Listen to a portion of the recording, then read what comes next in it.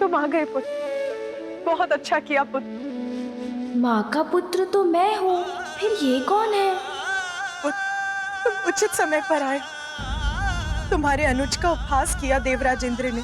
उन्होंने सबके समक्ष कहा कि वो देवत्व योग्य नहीं।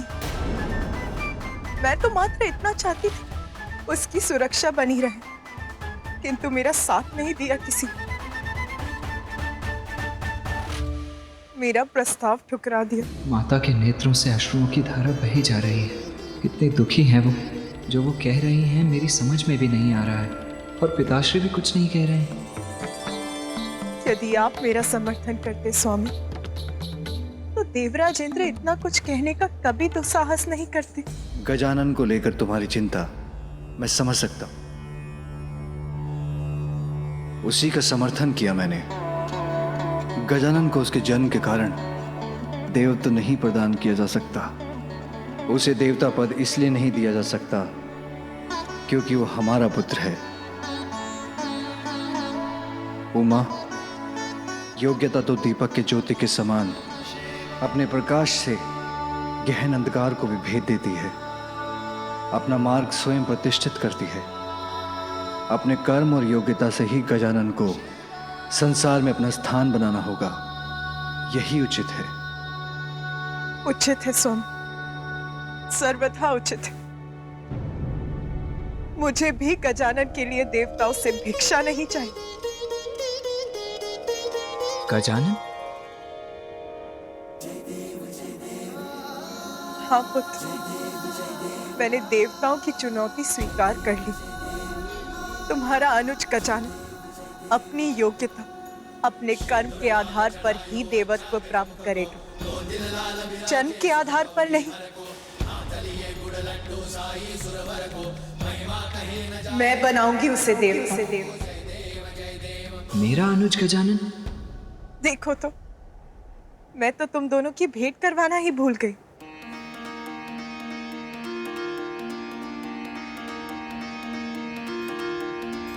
पुत्र गजानन, ये है कार्तिकेय, तुम्हारे बड़े भ्राता। और पुत्र कार्तिकेय, ये है तुम्हारे अनुज गजानन। ये है मेरा अनुज। आप मुझसे बड़े हैं ना? मेरे बड़े भैया हैं ना आप? हाँ। भैया! ये मेरी ओर क्यों दौड़ रहा है? भैया, मैं आपका छोटा भाई हूँ। अरे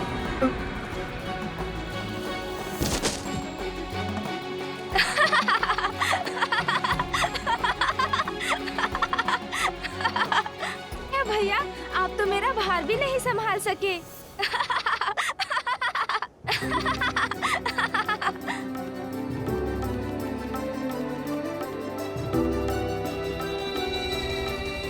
अच्छा, कोई बात नहीं भैया, गोदी में नहीं उठा सके, किंतु पृष्ठ पर तो उठा सकेंगे ना? अरे ये क्या कर रहे हो? पुत्र गजानन, जब हम स्वयं अपने पांवों पर चल सकते हैं, उन पर अपना भार उठा सकते हैं, तो अग्रज द्वारा उठाए जाने की क्या आवश्यकता है? हाँ पुत्र, तुमने तो मिलते ही अपने अग्रज पर अपना भार डाल दिया। सर्वप्रथम अभिवादन तो करो, प्रणाम करो उन्हें। प्रणाम बड़े भैया।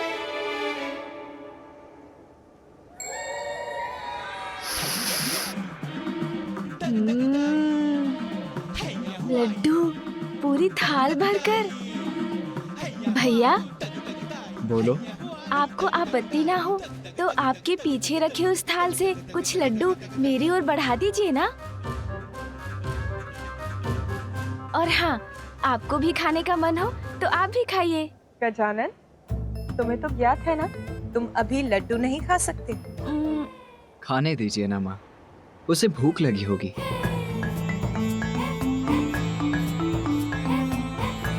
क्या हुआ माता, ऐसे क्यों देख रही हैं आप? माता, आप मुझे ऐसे क्यों देख रही हैं? क्या हुआ? कुछ नहीं पुत्र, ऐसा कुछ नहीं हुआ। माता का ध्यान तो गजानन पर ही केंद्रित है। मेरे प्रश्न का उत्तर नहीं दिया उन्होंने, और इसने वही प्रश्न पूछा तो उन्होंने उसका उत्तर दे दिया। पुत्र कार्तिकेय, मुझे कुछ आवश्यक कार्य करने हैं। उस समय में तुम अपने अनुज गजानन का ध्यान रखना।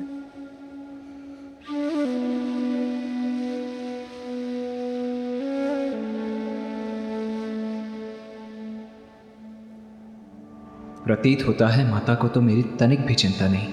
मैं इतने समय पश्चात लौट कर आया हूँ, किंतु न उन्होंने मुझे अपने पास बिठाया, न ही मुझसे कुछ बातें की।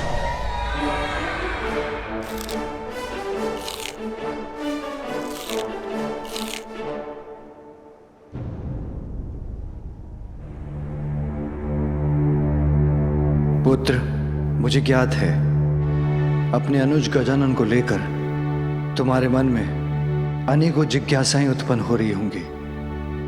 हाँ पिताश्री, मेरे जन्म और मेरे द्वारा ताड़कासुर के वध के पश्चात मेरे दक्षिण जाने के समय आपने माता को एक और संतान देने का वचन दिया था, किंतु ये गजमुख गजानन मेरा अनुज कैसे हो सकता है? तुम्हारे अनुज के जन्म और गजमुख प्राप्त करने के पीछे भी एक कथा है।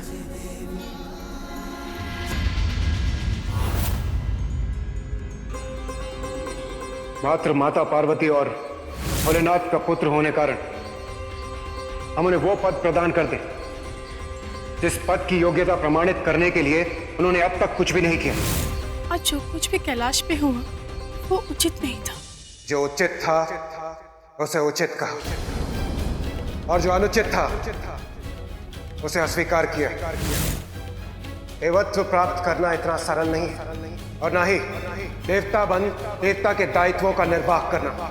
बिना अपनी योग्यता प्रमाणित किए किसी को भी देवत्व प्रदान किया जाना सर्वथा अनुचित। इसीलिए देवता पद की महिमा को स्थापित रखने के लिए उचित का साथ दिया। जो हुआ वो उचित था या अनुचित ये तो समय ही बताएगा, किंतु जो आपको करना था आप कर चुके स्वामी। फिर पुनः सभा बैठाकर सभी सभासद देवताओं से अपनी ही प्रशंसा को सुनने की आपकी इच्छा कहाँ तक उचित है स्वामी?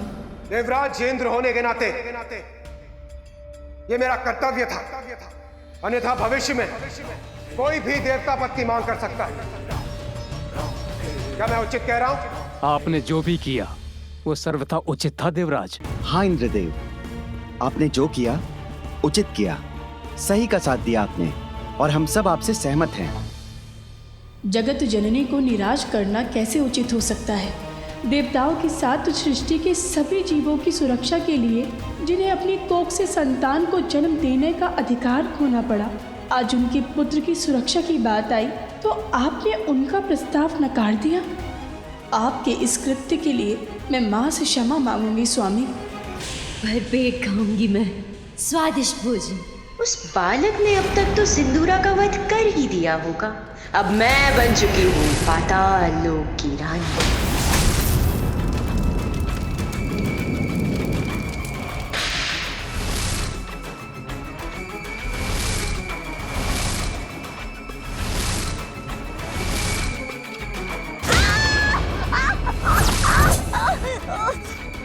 सिंदूरा, बढ़िया, किस बात का इतना आनंद मनाया जा रहा है?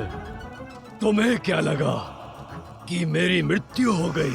नहीं नहीं असुर सम्राट, अब तो महान है, सर्वशक्तिमान है। आपकी मृत्यु उस तुच्छ बालक के हाथों, इसकी तो मैं कल्पना भी नहीं कर सकती। मुझे तो लगा कि आप उस बालक का वध करके आते ही होंगे। इसी विचार से मैंने आपके लिए स्वादिष्ट भोजन का प्रबंध किया। तो इसीलिए तुम मेरे सिंहासन पे बैठी थी। अब शब्द नहीं है तुम्हारे पास? बहुत बन चुकी तुम अपने जान, अब नहीं। कालकूट हलाहल विष, यही उचित उपाय है उस बालक के अंत का। मैं आपको उस विष तक पहुंचा सकती हूँ। सिर सम्राट, मुझ पर वार मत करना।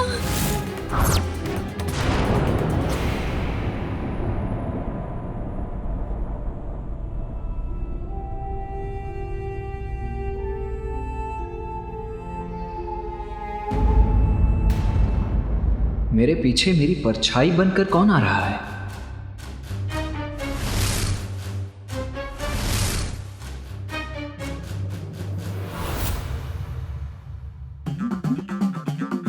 यहाँ तो कोई नहीं है।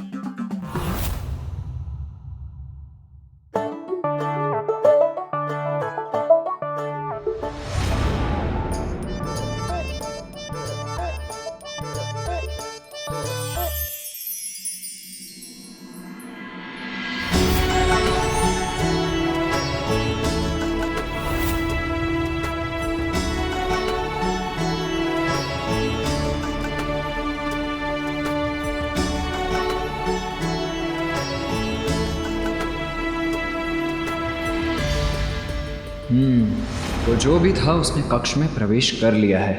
अब तो उसका सामना करना ही होगा। माँ, मेरा मन बहुत अशांत है माँ। आज जो कुछ भी हुआ वो उचित नहीं था। मेरे स्वामी से जो भी भूल हुई उसके लिए उन्हें क्षमा कीजिएगा माँ। मैं आपसे विनती करती हूँ।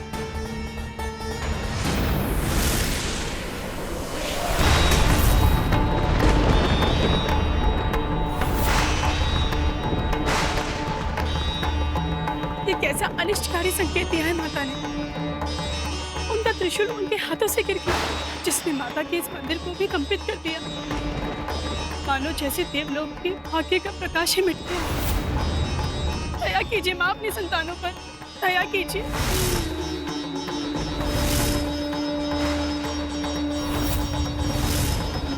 अदा तो अत्यंत कुपित प्रतीत होती। उनके कोप के प्रकोप के कारण कहीं अनर्थ ना हो जाए।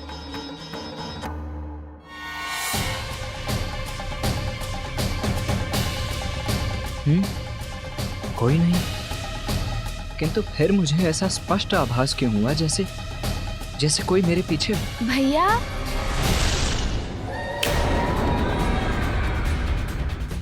किसे ढूंढ रहे हैं? बार बार पीछे मुड़कर देखते हैं किंतु कोई दिखाई नहीं देता।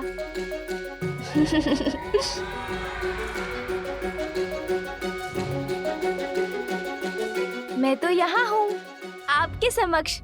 फिर बताइए ना, आप किसे ढूंढ रहे हैं?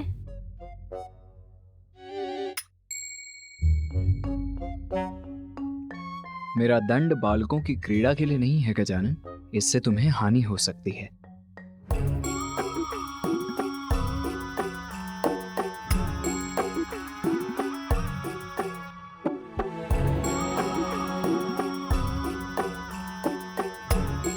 क्या हुआ? ऐसे क्यों देख रहे हो मुझे? आपकी नासिका को देख रहा था भैया। बहुत छोटी है ना? मेरी नासिका से तो उसकी कोई तुलना ही नहीं। आप मेरी नासिका को देखिए, इतनी लंबी, इतनी सुंदर है। दो। अरे, आप तो बुरा मान गए। ईर्ष्या करने की कोई आवश्यकता नहीं भैया, ये तो अपना भाग्य है। मेरी नासिका सौभाग्य है मेरा। मैं ईर्ष्या क्यों करूंगा, वो भी अपने अनुज से। और ईर्ष्या करने वाली कोई बात हो तब तो ईर्ष्या करूंगा ना। मैं अपनी नासिका से प्रसन्न हूं गजानन।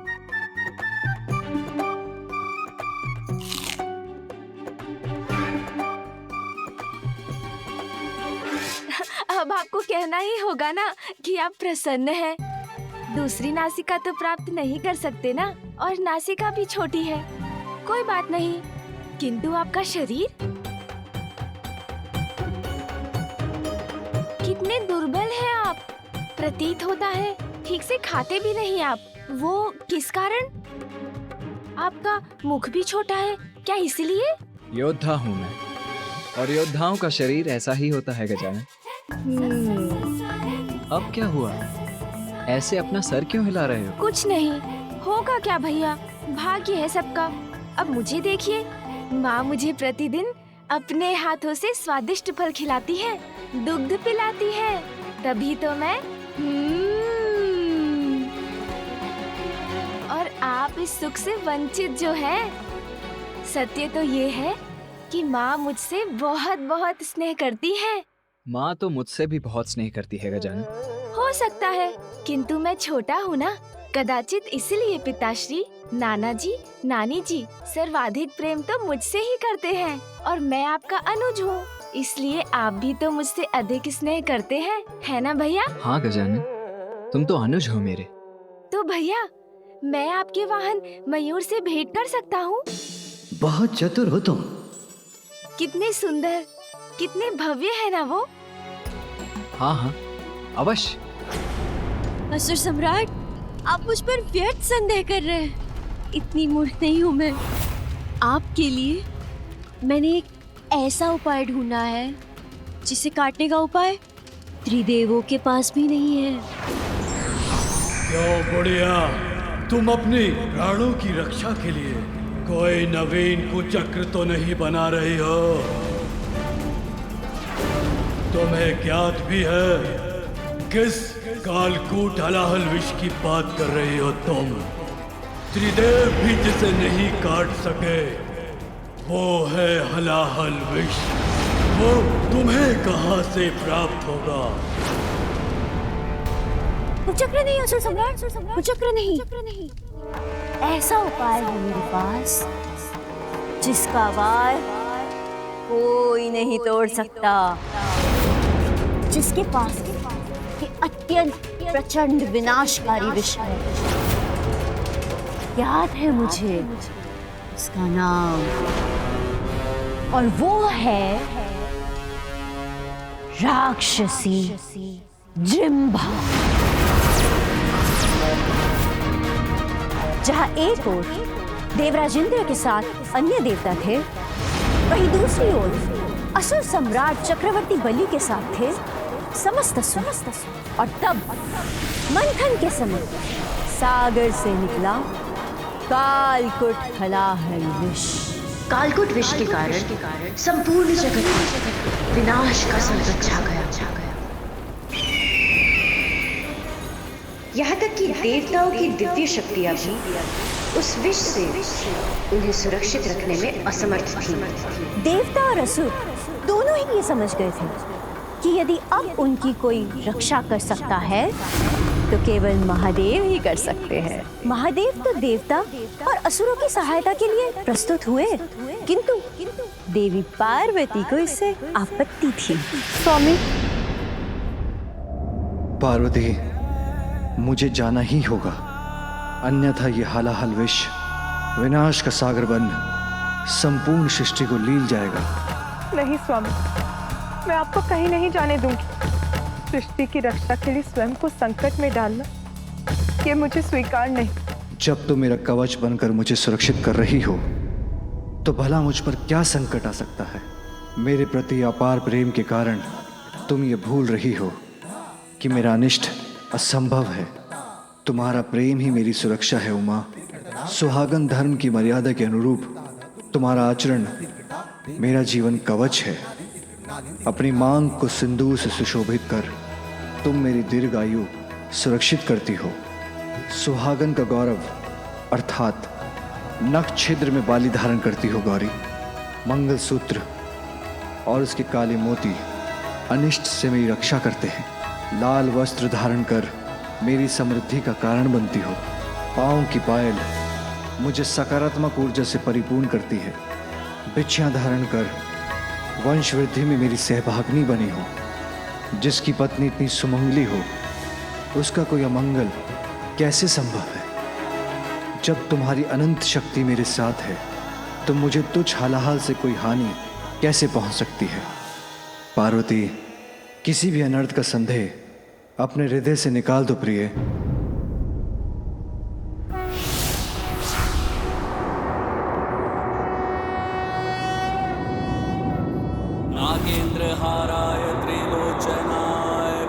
और फिर महादेव ने उस कालकूट हलाहल विष का पान किया।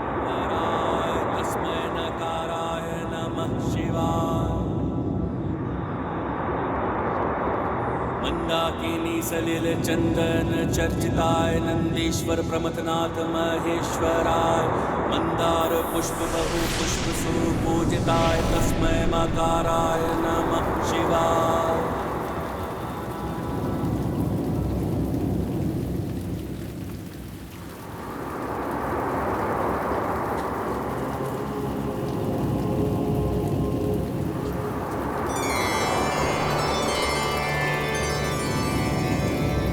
और फिर देवी पार्वती ने महादेव की ग्रीवा पे अपना हाथ रखकर विष को वहीं रोक दिया।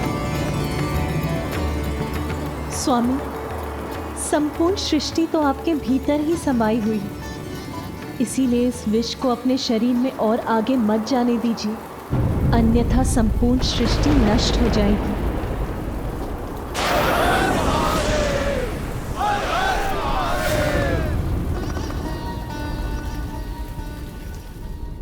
शिव गाथा मत सुनाओ मुझे, उपाय बताओ उस बालक के वध का।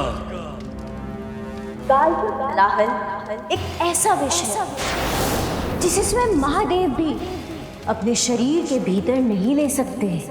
सागर में शेष कालकूट हलाहल विष की एक बूंद सागर की गहराई में निवास कर रही एक राक्षसी के पास आ गया और वही कालकूट हलाहल विष उसकी सबसे बड़ी शक्ति बन गई और वो राक्षसी है जृंभा।